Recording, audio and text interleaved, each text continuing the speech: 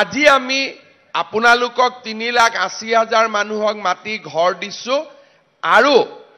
অহা বছৰ অৰ্থাৎ চৰকাৰৰ বছৰটো 25-26 হিচাপত নহয় 31 মাৰ্চতহে আমাৰ বছৰটো শেষ হয় তাৰ মানে এপ্ৰিলৰ পিছত আৰু সেপ্টেম্বৰ মাহৰ ভিতৰত বা অক্টোবৰ মাহৰ ভিতৰত আমি অসমত এনেকৈ আজি যিবিলাকে আমাক বেয়া পাই আছে নমতাৰ কাৰণে তেনেকুৱা 3,80,000 মানুহক মাতি আনি আমি আকৌ ঘৰ দিম আৰু তেতিয়া আমাৰ অসমত ঘৰ পোৱা মানুহৰ সংখ্যা হ'ব 26,11,793টা কিন্তু এই দুইটা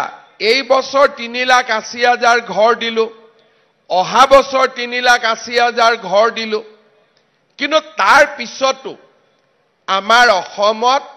আৰু 10-12 লাখ পৰিয়াল থাকি যাব যোনে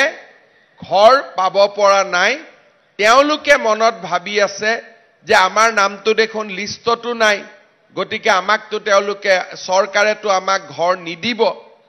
কিন্তু প্ৰধানমন্ত্ৰী ডাঙৰীয়াই মোক কৈছে যে অসমৰ প্ৰতি গৰাকী দুখীয়া পৰিয়ালক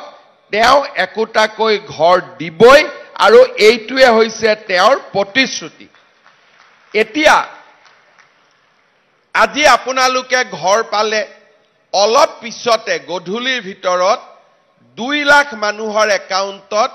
প্ৰথম কিস্তিৰ 37,000 টকা 37,000 কিমান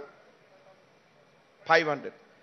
37,500 টকা জমা হ'ব আৰু 1,80,000 বেংকে একেদিনাই কৰিব দিগদাৰি পাইছে অহা কালি বা পৰহিৰ ভিতৰত আপোনালোকৰ বাকীখিনিৰো টকাটো জমা হ'ব